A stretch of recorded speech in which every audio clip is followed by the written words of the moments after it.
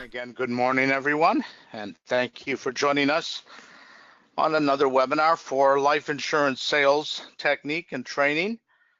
Again, this is Mark Contra at the Messer Financial Offices. As we progress today into the process, and this is, again, our step, I think I've called this one step 12 in our process.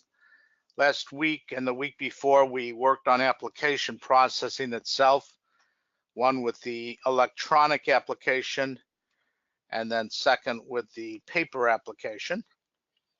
And then, of course, obviously, it's necessary that you submit that application.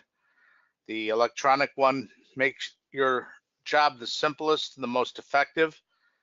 The electronic app doesn't allow for error. Once you have completed it and it has given you green lights on each individual page of the application process, only then is that application eligible for submission.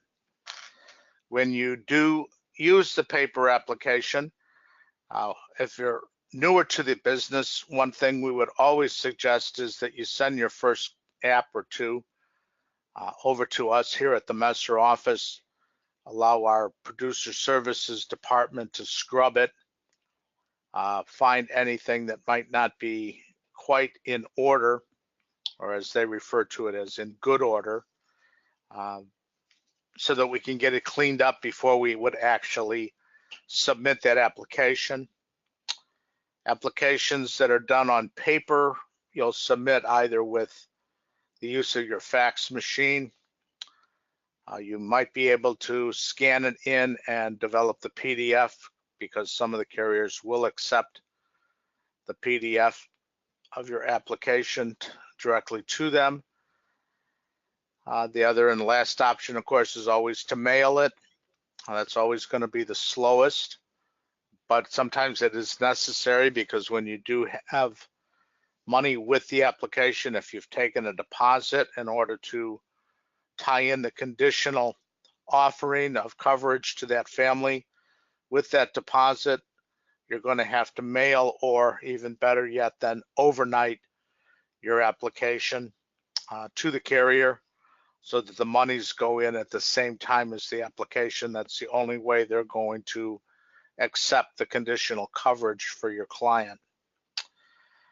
So again, in our process, and we've come to the point now, we're assuming that we've done an application in good order electronically, or we've sent in an application that might need some cleaning up because we didn't get it scrubbed before it went in. And that's hopefully what we're going to see as we look at some pending business in the portfolios that exist today. One thing I would like to ask you to do, either during today's presentation or going forward, is if you'll give some thought to what other subjects you would like me to attack regarding the sales process. We are going to deliver the policy next session, and during the delivery, of course, we're going to review the benefits of that. It's going to help you actually take the next step into obtaining referrals in that last portion of your face-to-face with the client on the delivery, but we're going to save that for another session as well. But after I get to that point and we've delivered the policy and we've picked up a couple of referrals, we should be back to the same process again, starting from presentation number one, and that's making that initial phone call to that new prospect, and then going forward and setting that appointment once again, and then again gathering the information on that appointment with the fact finder and with the health questionnaires, so that we can go back and do our quoting, so that we can again organize our presentation. So again, we can go back and make that presentation and get the confirmation to go ahead and make the application, and again follow up behind the application like we're going to do today. So pretty much we're hitting them one by one, but that really is going to be that is the whole cycle. So if you can think of some things again that you would like me to focus on and work on in the future, developing webinars for, I would greatly appreciate to have that opportunity to get your input on that. Now, as we go forward today, and again, today is actually the application process itself.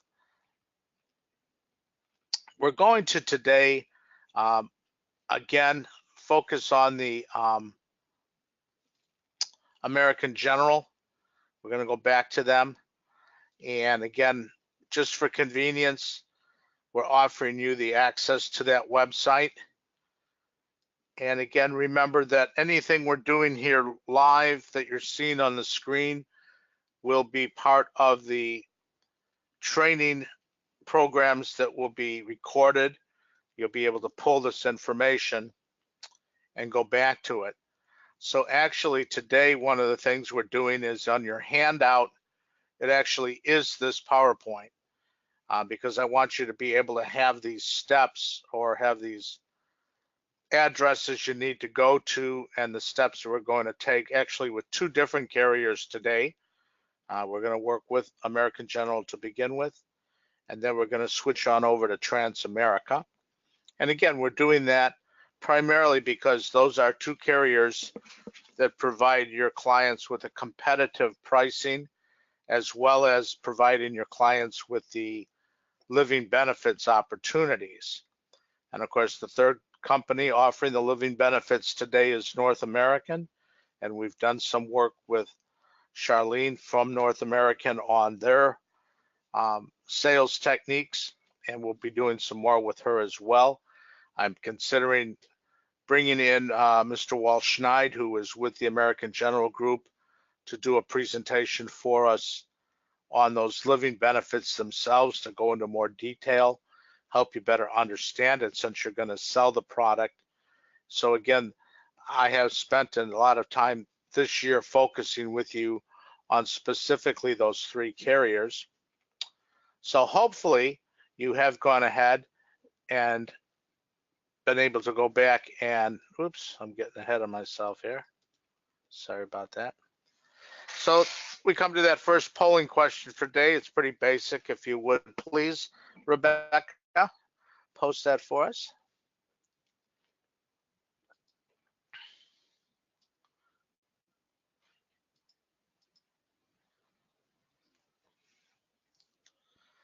And of course, the biggest thing about the American General website access and becoming registered on it is, of course, being appointed.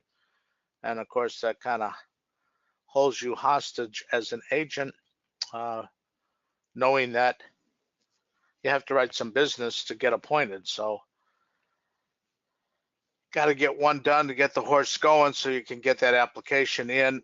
And when you send that application in to us to scrub, at the same time, if you've gone on to our electronic site for doing your contracting, we will submit both that contract and your application simultaneously into American General, or in the case, if necessary, into Transamerica. And that would, of course, allow you to have everything set up and ready to go. So we've closed the poll today, and actually today, greater majority, 70% of you have not had an opportunity to go ahead and get on it, which means probably 70% of you haven't written any business yet to get appointed with American General. So again, you've got the website. And again, I'm going to be showing up on the screen the presentation slides again that you're going to see when you do this webinar recording. But I'm also going to go at this point now over really to a live vision of this American General website. And again, once you're appointed, you're going to have the opportunity to log in. Of course, that login is going to be your personal ID and your personal password. And you've seen this home site before. We've been on it as we were working with different parts of our presentation. And again, this is the American General homepage, which will service both the traditional American General products, which is one contract you will need to have, as well as it will service, as we scroll down, you'll find the American General Partners Group and the work that we've been doing specifically because of the living benefits offered with the quality of life insurance, which will get you a second appointment number. So you'll wind up actually having two appointment numbers with American General, so you have to kind of keep your head clear on that. You don't want to be intermixing them because you'll have the wrong one on the wrong application. And again, just as a little reminder, there's a lot of information that you'll find here once you get appointed. You're going to go in there and you're going to play with this thing. Obviously on the homepage today as we start, the licensing and contracting, you probably won't find yourself going in there too much. That's pretty much what we kind of do behind the scenes for you, but you can get updates and information on your own commissions. You can go to the Forms Depot under the licensing and contracting. That's when you're trying to get any type of paper applications and forms. Also, again, we've got that sales and marketing, and there's a lot of information, again, you might take advantage of that we won't, again, today for lack of time, but getting into what's called the master playbook. That is some types of selling techniques.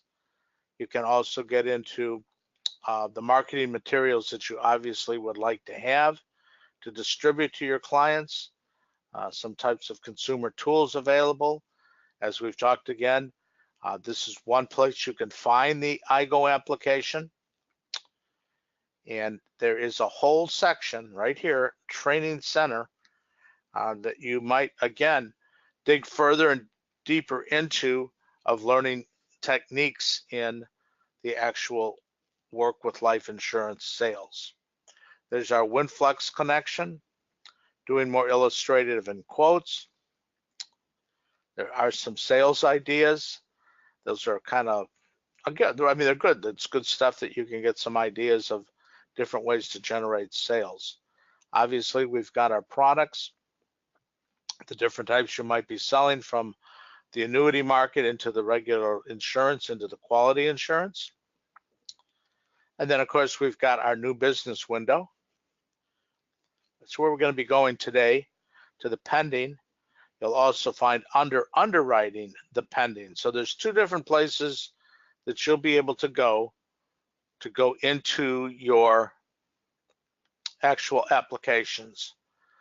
So under the new business, again, you might have the quick ticket access you might be looking for. Here's one that's unusual, and you might have the opportunity. In fact, I think today we're going to look at one of these, a term conversion, because remember, one of the things we've talked about with the benefits of offering this life insurance to our families, one of those is the conversion option. And I'll be showing you today one of the ways that I just recently used that benefit with a client that had been with me for 10 years, actually. It was 10 years ago when I first wrote the policy with them. And again, in the underwriting, we can go to the pending where we're going momentarily. Again, other tools, as well as getting back to that Form Depot. Here's where you would check out information on your in-force policies. If you wanted to look up one of those policies for whatever reason, if you needed to make changes in that policy. Remember, we talked about when we do this child rider and we get them those child benefits. Well, if they're a young family and they add that child to the family and you're making your annual call to do a policy review and you find out there's a new child, you might want to add that child, so you're going to be requesting a change. Cancellation, disbursement, not a good fact to go into, but it's there. Again, some more work on illustrations. Other things in the toolbox, again, which would be a lot of the same ideas, but some additional information. The career campus. This is really getting into more in-depth sales training. So it's another great place to know that you've got a resource. So there's all kinds of things here. And then of course the message center, we're actually going to use that technically today as we go into our new business, into our pending. So let me just take us right there now. And here we go. Now, this happens to be set up. This is going to be my box of business. And when you're looking at it, it says 0 policies. Okay. Well, first of all, what we have to do is right here, changes since 6/27. So anything that took place on one of my policy or one of my applications yesterday would show up as a policy information right here. But because nothing happened on it, what you need to do is go up here and do a drop down, and you need to ask to show all available policies. So that's what we do. And bingo, here come my policies. So we're going to look at 2 different policies that I have in the works today. First of all, you'll drag across to the policy number and click on it 1 time. Once you do, it's going to open up the policy itself. Now, when you have this window open, it's going to allow you to look at a number of things. It's going to allow you to see your client's name, policy number, some basic information on the client. It's going to hide the social, date of birth. It's going to show the rating that we are requesting, and that's an underwriting class rating. And of course, where the client actually lives. And again, the policy number is right there. Now, anytime you're doing any communication with underwriting or with the carrier, but normally at this point, we're going to be talking about communication with an underwriter. You want to do any of that using that policy number. I mean, that's what they got to have to find your information. That's what the first questions are going to be when you make a call in to one of the carriers. They always want to know, well, obviously who you are and what your agent number is, but what the policy number is so they can call it up on the screen.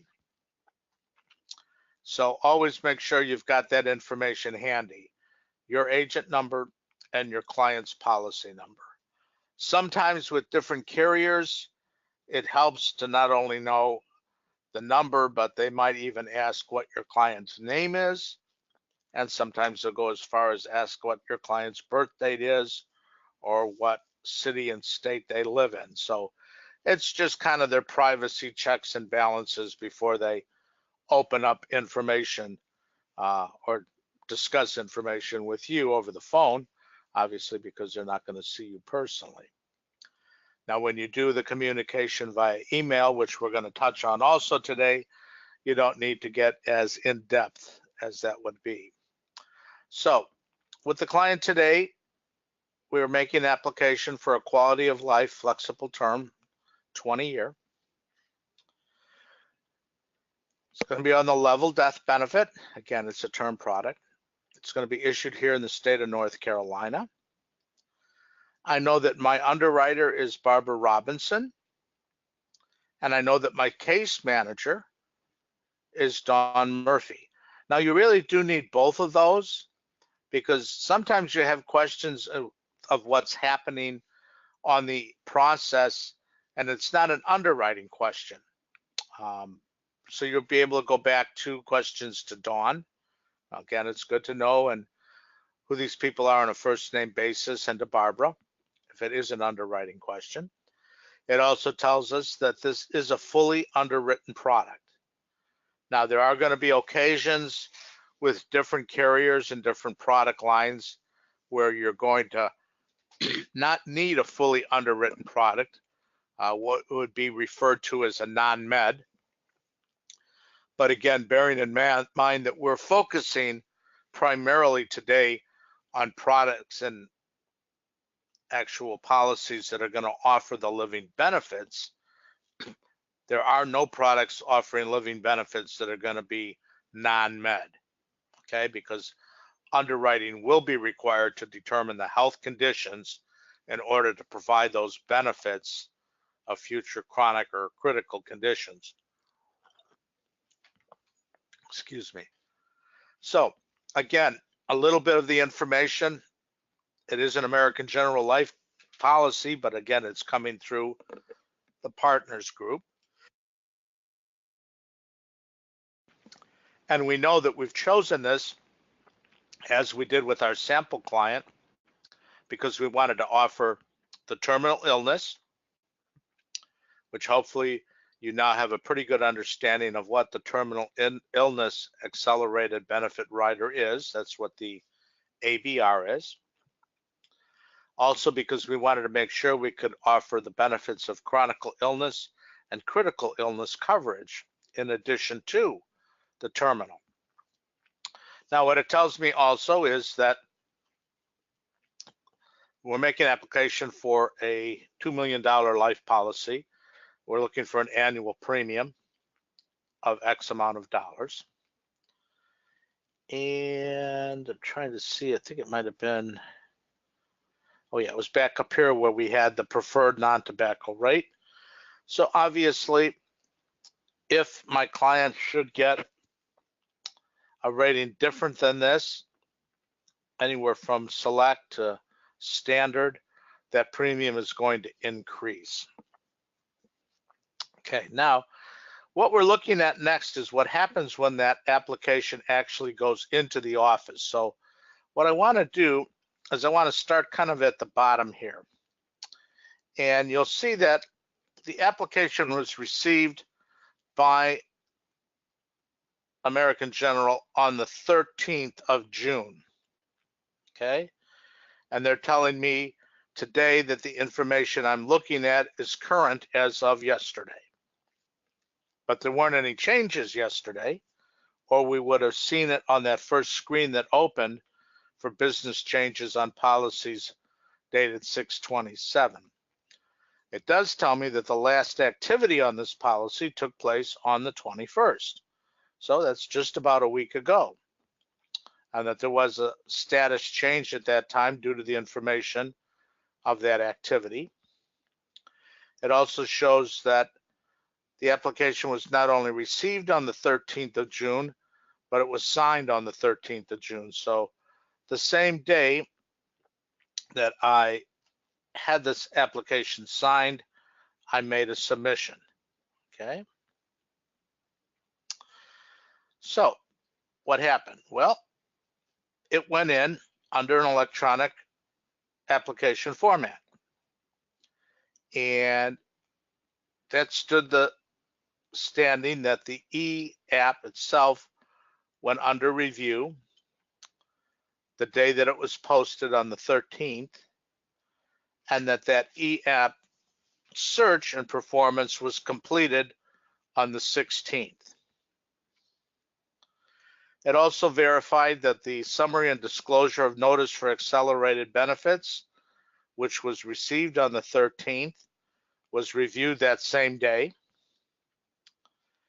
It also made a note that although the primary beneficiary's Social Security number was omitted, that could be ignored under these circumstances.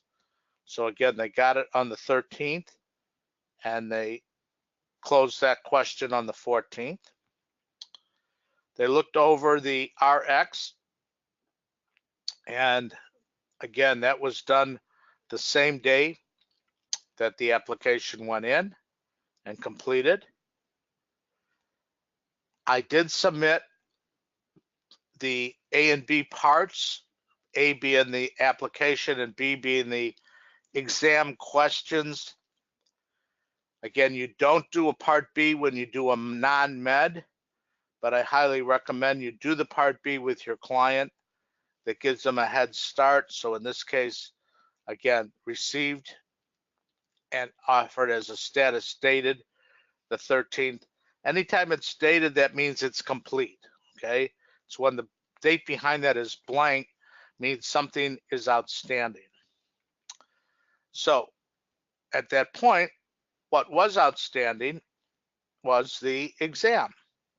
Now the exam had been ordered, and I'm going to show you a little technique with that too. But because I did an electronic application, I actually ordered the exam through the carrier with that electronic app. okay? So they knew it was out there, but it was under need of being reviewed, which actually then it was completed, meaning the exam was completed with my client, and it was submitted by the examiner. Approximately 1 week of time took by to get my client with the examiner, to get the examiner to send the paperwork over to American General for the underwriter to put it in. Also, that same day that my application went in, they did the motor vehicle report. They pulled that report and they looked at it, and it was clean or not. If it wouldn't have been clean, there would have been some comments in here of things that needed to be done. But this is fine and went through. Also, it showed that I did complete the paperwork for the replacement of life insurance notice. Some carriers are more difficult than others, but I always say, just to make your life easier, always complete the notice of replacement of insurance, even if your client has no insurance to be replaced, which you can mark on that notice. Make sure you send it in, because they all look for this. It's part of their protection. So again, on this case, it went in with the application, it was reviewed, and it was dated appropriately. I also had provided the HIPAA document, and again, this was done electronically, so a lot of this was part of the format that went for my client's signature, which was done when they electronically signed. So that gave them the authorization on a signature to go back to the examiner and have them go in and ask the health questions and go ahead and do the labs. So that's all part of the HIPAA responsibility and why you always want to have the HIPAA document. So here we go. Finally, on the 13th, the same day, we go under the first review alert, okay? And I'm not sure what was happening behind the scenes there, but whatever it was, they completed it on the 15th, okay? They looked at the transmittal work, and again, that was the transmittal work that was going between the carrier and actually the examiner, because if you'll remember, my examiner needed to be reviewed, and that was on the 20th. And here you can see that that cover sheet with transmittal of that information, they verified was there on the 20th. Now, there's actually a stepping process with the underwriter, because that application, when you pull it offline electronically to do a paper one, or when you're doing it online electronically, it follows a set order. And not only are the pages numbered, but the information that the underwriter is going to review is in a specific order. Now, that's another reason it's important when you have a wet app to not only submit it to us to actually scrub, but so that when we in turn send it into the carrier, we send in the paperwork in the order that they like to receive it. Now, I know it sounds silly, but it's very important, because they do review things in a certain order. And let me just give you an example. If I had failed in a paper application process to give them the HIPAA document, when they started this process and got to this point, everything would have stopped. It would have been noticed here that I needed to complete the HIPAA authorization and get the signature. I'm kind of do that, I think, in a question later on. I'm going to show you an example of what can happen when an error takes place. But everything stops. Doesn't matter that there's more paperwork there to review. They don't do it. That policy or application gets put back in line, and they pull out the next one that's in front of them. Because remember, this particular carrier that I'm working with has a number of underwriters. So Barbara's got a number of applications in process on her desk.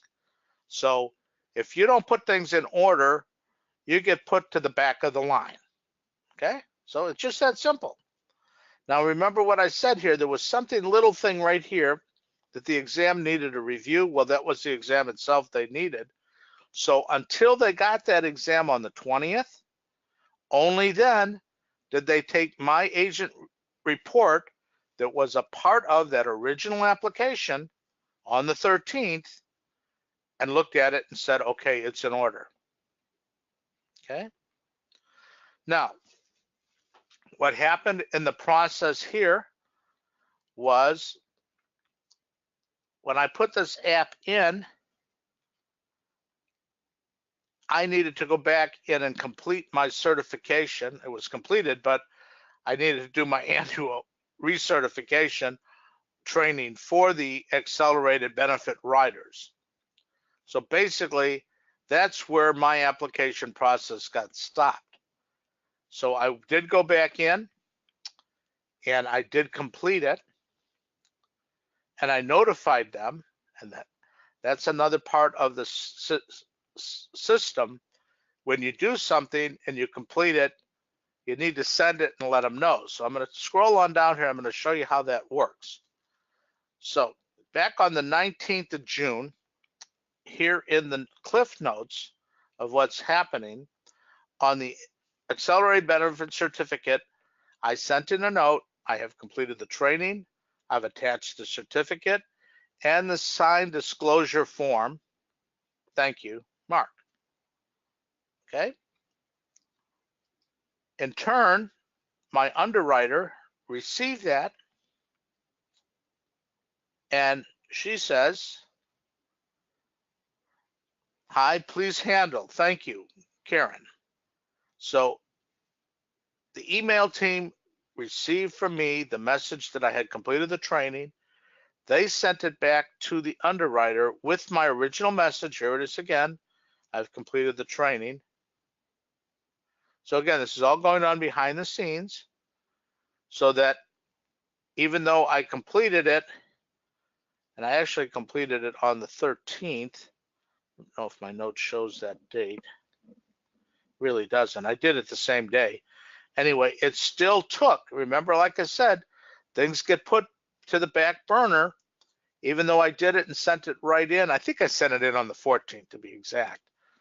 It still took 6 more days before it got through all the people in the system that actually acknowledged that it was complete.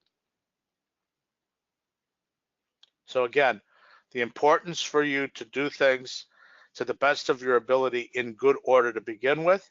So this was a little screw up on my part, I admit it, but fortunately it was done quickly and set up so that it wouldn't be a problem in the process. Now, when the examiner goes out, they do both the exam, the part B, where they ask the same questions that I actually asked my client, and they record that information. And remember what I had said before in the electronic application process, my client had actually signed his e-app with their system online. So they didn't need any additional signatures. Sometimes though, when you're doing the e-app process, there's a second step involved in there where the carrier sends that information to the examiner, who again makes the call and does a phone interview. That's not the case with the American General product, but it is the case with others. And then that examiner would bring that application out, the Part A, as well as redo the Part B and get what signatures. And of course, at that time, that's when they get the urine and the blood samples for the labs. So what you'll see here is that the request was made again the same day as the application was made on the 13th. And both the labs for blood and urine still remain outstanding. Now, why do they remain outstanding? Because again, when the paperwork finally came back, this transmittal sheet, here you see it, from the examiner on the 20th of the month, it got recorded, as did the exam, which got recorded, but it still needs review. So until my underwriter completes the review of the exam, only then is she going to take a look at the results from the blood and the urine. So once I open this up and I see that this is done, probably I'm going to see the date that both of these are done as well. Okay. Also, always bearing in mind that based on the size of the case, based on the age of the client, it's likely that an attending physician statement will be ordered, which I knew going into this was going to be the case, because anytime you're writing $1 million, $2 million worth of insurance on anyone, they're going to go and look at the background history. Even for $500,000, it's most likely they're going to order an APS. So again, it was very important that I knew who my clients' physicians were, that I knew their address and their phone number, so that I could apply all that to this process. So in turn, I make their life easier, because here's what happens with an APS, ladies and gentlemen. The carrier reaches out to the physician and says that they want the records. Now, the physician is certainly willing to provide those. However, there's a cost, and it's usually a cost per page. Now, the second thing that happens is that physicians' offices today don't keep all of this paper on file. Someone comes in, someone scans it in, scans in the file information, and then it gets stored in the cloud. Okay? So it's really not something that the doctor's office says, hey, I'm just going to open up my computer database on my client, I'm going to pull up the information and bang, here's your APS. No, that's not what happens. They've got to order from the company that they have contracted to keep these records safe and secure, because that's exactly, again, part of the whole HIPAA story, who in turn, obviously, charge our physician's office to release their own information. So there's a cost to get it, and there's a cost to get the pages themselves, which is what the carrier does, is they send a check to the physician's office for that information, and then it will be released.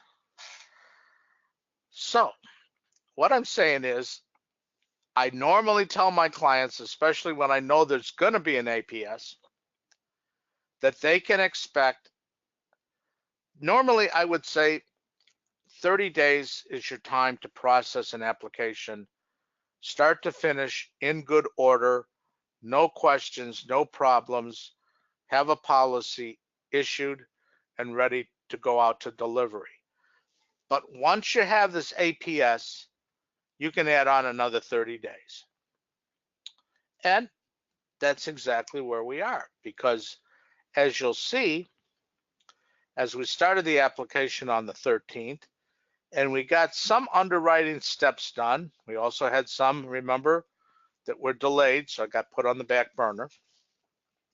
It was on the 15th, 2 days after, that they went and reached out to the physician's office for that report. Now today is the 28th, so we're not quite 2 weeks, but we're almost at 2 weeks. And this doesn't surprise me that I don't have this answer here. Now, again, knowing what's going on in the industry, automatically, I said to my client, you know, they're going to do an APS.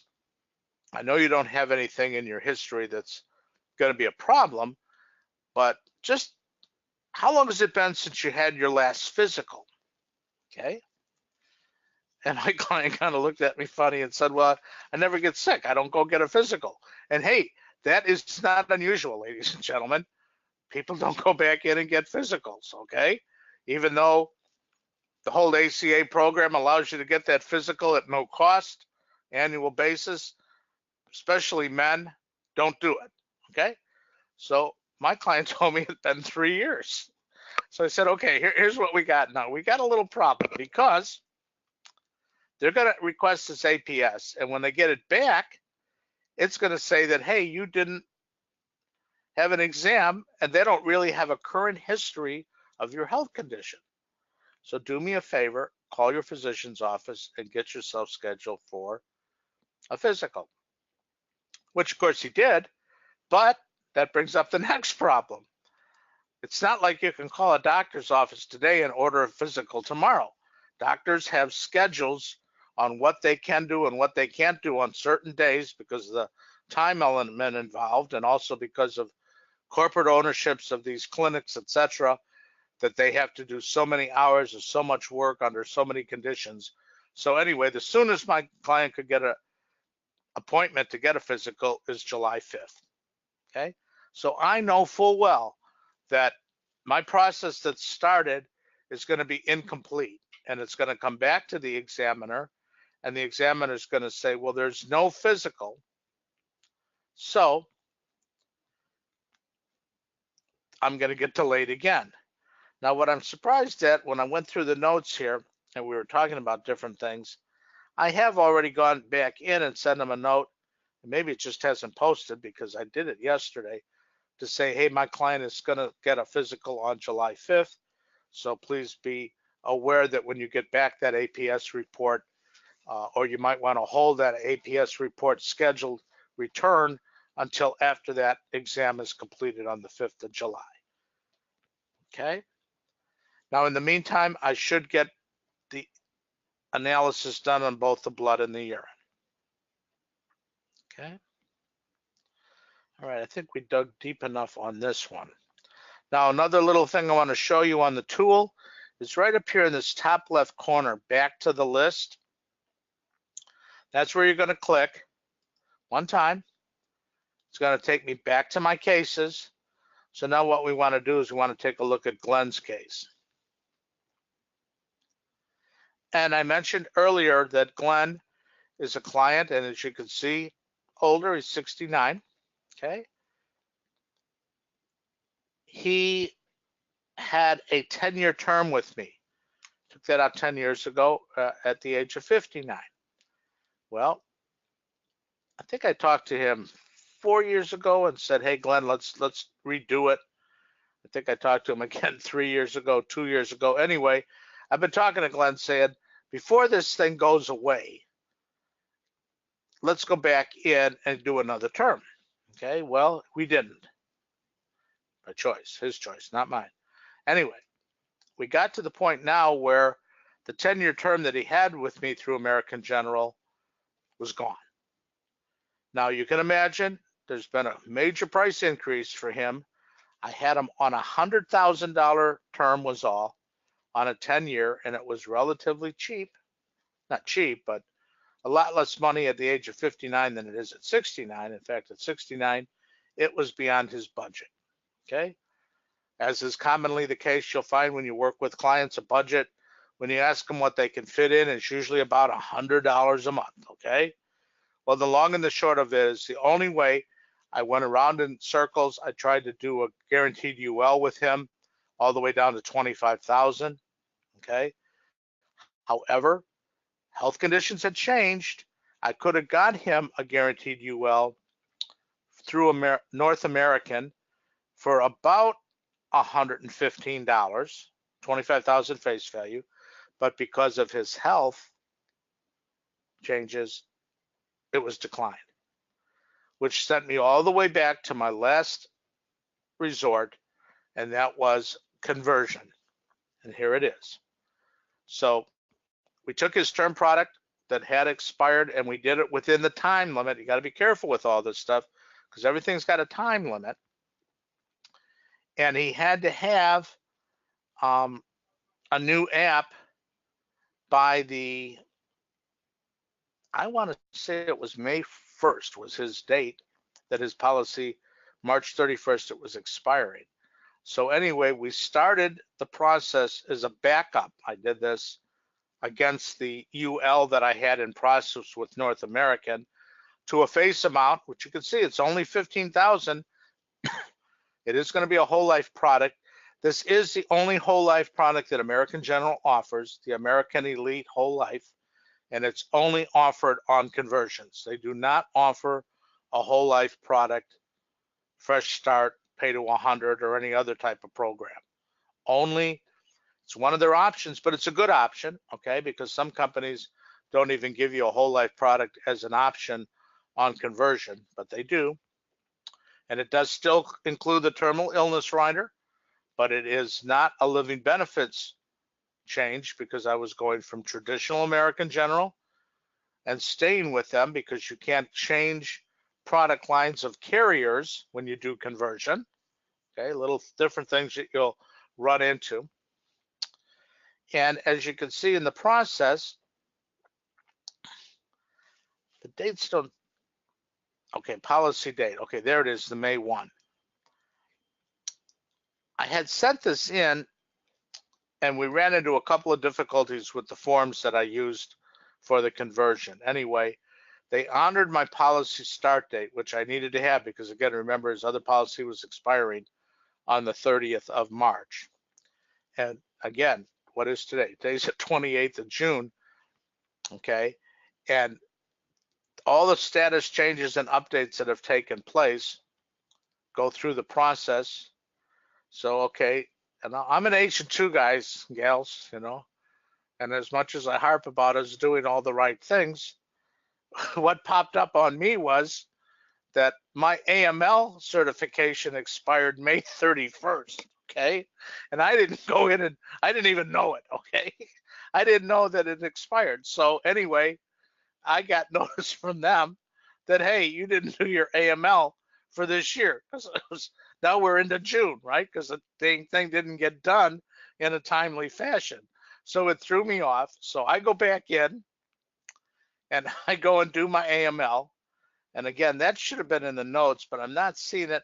I guess things are handled a little bit differently when you're doing these conversions, because I'm dealing with a whole new department of people that I've not ever worked with at American General. I'm actually dealing with their New York office on the conversion product versus dealing with home office in Texas on American General product versus dealing with Brentwood, Tennessee, American General partners. Anyway, the long and the short of it is, I got to feel we're within a couple of days of them finally, because they posted, even though I completed it way back on the 8th, I gave it to them. Again, remember this problem that you get when you get pushed to the back of the bus? That's what they did with my application. And it sat there, as you can see, this is terrible, but it sat there for 18 freaking days before they actually gave it a status update on the 26th. I really expected when I opened this today for you guys that I was going to be able to show that the policy was issued. That's what they put in here, date of issue. And that as soon as I deliver that and get the necessary signatures, the policy will be placed in force. Now, also bear in mind, and I've communicated with my client this important information, we could not have a lapse in time between his expiration of his term and his new policy going in force. So even though it's already almost July 1st, the policy was dated April 1st, he will need to pay his premium of April, May, June, and now possibly if I get this in, and I hope they do by Friday, that they take the money that's set up by draft, because he's already got $345 due for those 3 premiums, that he's also going to have the premium due right away for July. So in my last conversation with him last night, I verified the fact that he will have the funds available because he's really going to get hit with 4 premium payments.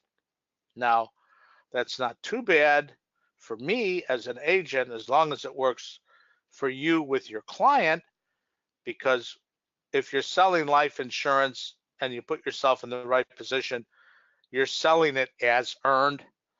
You're really not looking for advances. You can get advances, don't get me wrong. And when you get started, you probably need to. But I prefer to have all my books of business set up now as paid as earned, which actually is an increase in my commission, ladies and gentlemen, of about 12%. How do I figure that? Well, it's about 8%, one month. You're charged when you are getting advances on your commission, a service fee by the carrier. So anytime you get an advance, you're actually giving up about 1 month's commission. On a 12-month pay, you're giving up about 1 month's commission. So if you go to and get yourself in the position finally where you can get as earned, that's the ideal position to be in. And of course, in this case, it's not going to hurt my feelings because I'm either going to pick up 3 or possibly 4 months of commissions when this finally gets done on this case before I fall back into the as earned field again. Okay, so take that out of the way. And again, on this screen that you're going to have, a lot of the things I've been discussing are up there. Next polling question, if we could, please, Rebecca.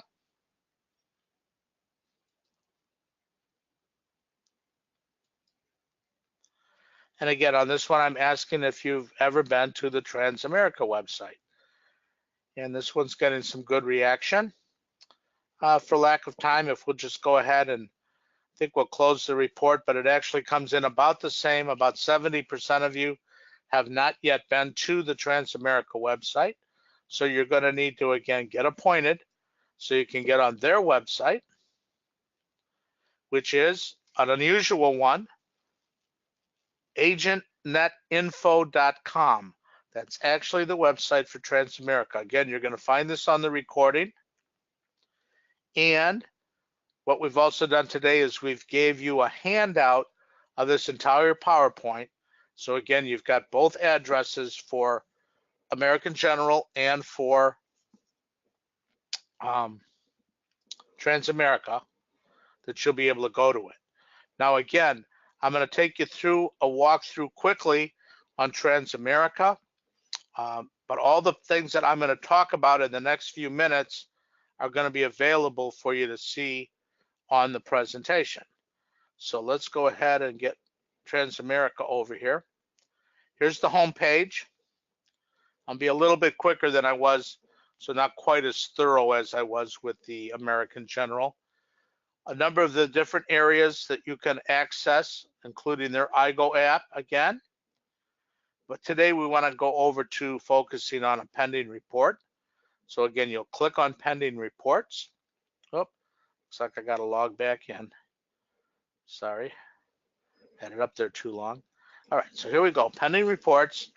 And as you come over here, there's a number of information pieces. And what we want to do is go to pending summary. Now today, what's opening up for me, because I work with all of you agents, is pending business, in this case, of American General with all of its different agents. So perhaps one of you are on the phone with me today. I'm not really sure. But any of the business that's in there. And I know, Steve, you're on the line with me today, and you usually have something in here, but you must have got all your business issued because I don't see anything showing up there at this moment. So congratulations on that, Steve. And what I could do is open up any one of these, but I think what I'm going to do is I'm going to look for something that might be problematic for us to have a little bit of an understanding. Let's see here. This one's already in force. This one's submitted, so it's still got stuff going on. A lot of these, as you can see from the death benefit, are the final expense product of Transamerica. They do have a very good final expense. A lot of the agents like to write it. If you're not appointed for it, maybe you want to look into that as well. Okay, here's a good one. This one has been place and enforced, but it was approved other than applied for. So let's just take a real quick look. Again, it's simple. You click on the policy number. In this case, it would be your policy. It wouldn't be, you're not going to be looking at everybody else's business. Again, some basic information of when the application was processed. Again, all the case notes and everything that's gone on with this case and dated and responded to is in these case notes. So as you can see, it's quite lengthy. It can be at times. So what happened here is we find out that the application has been approved other than applied for. So pages will not be requested until the acceptance is received by the client. So again, when it's other than applied for, they always come back, ask you, the agent, to ask your client if they will accept the offer. I don't know what they went in with to begin with, but it tells us that the case has been approved at a standard non-smoker, and it was due to the height and weight, and they did make recent weight loss noted. So I think what happened here was the agent probably didn't do, as we've talked about in that health questionnaire, a lot of good due diligence on that underwriting to recognize that his height and weight was beyond what was available for whatever rating he requested, which probably was maybe they went for preferred or preferred best or something like that. The client had lost weight, but that's another thing. I think we talked about it when we did some underwriting. If you have a client that lost, let's say, 50 pounds in the last 12 months, congratulations for them doing that. But the underwriter is only going to take into consideration half of that. So they're only going to credit 25. So I would guess that something like that happened here, and they only gave them the benefit of that additional half of the weight lost and went back to the same height weight charts, and therefore designated from that the client now was approved for standard non-smoker. Okay, I know that's an awful quick review, and I had hoped to spend more time. And whenever you're responding to these carriers, whether it was American General we looked at before, or in this case with Transamerica, there's always a place here, or on American General, there was a little envelope next to the case notes. When you click there, it takes you directly to the underwriter, and then in that underwriter condition, you can make comments on what's going on. And then, of course, you send it. So that's basically how you take care of communicating, which they prefer because their desk is busy too. They really don't like to get interrupted with phone calls and questions, although Transamerica is better than most at accepting your calls. The thing you want to do, though, is communicate as often as possible with them by email. Okay. And this was another case we're going to look at. Okay, so homework for next week. Hey, no homework. We got our July 4th holiday. Also, with that in mind, there will be no webinar on the 5th of July, so we're going to give you guys a break. And we're going to come back on the 12th, and I'm going to do a sample policy delivery with you with an actual case and the policy that was delivered and how you do that step by step. Again, in the meantime, I'm hoping that you had some chance today to think about or add some questions, or I'm sorry, in the question box. If you could, think about other things you want me to work on the training webinars coming up. I don't see anything today that anyone put in there, but please don't hesitate to call me here at the Messer office or email me if you've had some areas that you would like me to share some of my expertise with you on as I go preparing additional webinars. So with all that in mind, I thank you all for being a part of this webinar this morning. I wish you all a happy and a safe July 4th from all of us here at Messer. And I also ask again, take the time, do your homework of practicing, but most importantly, if you would help me by thinking of some things that I can do to help you. Mark Contra signing off.